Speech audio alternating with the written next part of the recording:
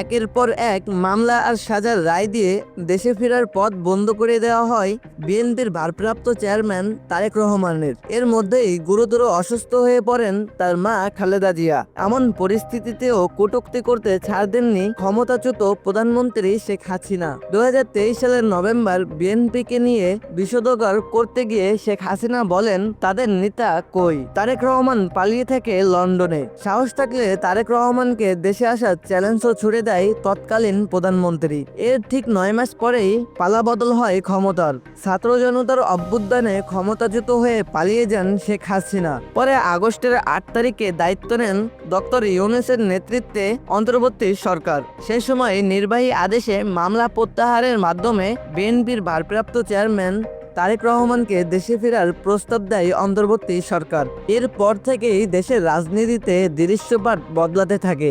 যাকে একসময় দেশে ফিরতে চ্যালেঞ্জ ছুড়ে দেওয়া হয়েছিল, সেই তারেক রহমানই আজ দেশে ফেরার বাস্তবতায় দাঁড়িয়ে।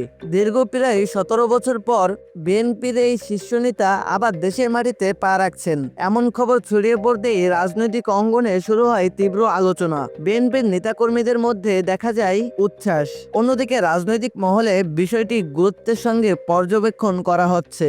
বিশ্লেষকদের মতে তারেক রহমানের বিরুদ্ধে থাকা মামলাগুলোর বড় অংশই ছিল রাজনৈতিক প্রতিহিংসার ফল। ক্ষমতার পরিবর্তনের পর সেই বাস্তবতা স্বীকার করেই অন্তর্বর্তী সরকার মামলা প্রত্যাহারের সিদ্ধান্ত নেয়। আর সেই সিদ্ধান্তের পথ ধরেই দেশে ফেরা সম্ভব হয় বিএনপির ভারপ্রাপ্ত চেয়ারম্যানের। এটি শুধু একজন নেতার দেশে ফেরা নয়, এটি বাংলাদেশের রাজনীতিতে একটি বড় পরিবর্তনের ইঙ্গিত। ছাত্র জনতার অভ্যুত্থানের মাধ্যমে যে পরিবর্তন শুরু হয়েছিল, তারই ধারাবাহিকতায় আজ রাজনৈতিক বন্দোবস্তে ফিরছে বহু বছর ধরে নির্বাচিত একটি অধ্যায়। যে নেতাকে একসময় পালাতক বলা হয়েছিল, আর সেই নেতাই আইনি ও রাজনৈতিকভাবে দেশে ফেরার সুযোগ পাচ্ছেন। বিএনপির সূত্র বলছে, তারেক রহমানের দেশে ফেরার মধ্য দিয়ে দলীয় রাজনীতি ও নতুন গতি পাবে।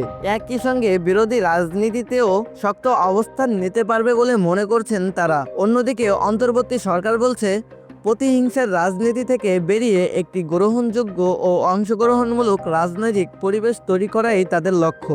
সব মিলিয়ে বাংলাদেশের রাজনীতিতে তারেক রহমান এখন আর অনুপস্থিত কোনো নাম নয়। তিনি এখন বাস্তব, তিনি এখন দেশে। আর তার এই প্রত্যাবর্তন রাজনীতির মাঠে কি প্রভাব ফেলে, সেটাই এখন দেখার বিষয়।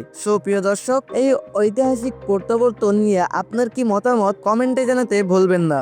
প্রিয় দর্শক, সিরাত নিউজ 25 থেকে আপনাদেরকে তথ্য জানানো হলো।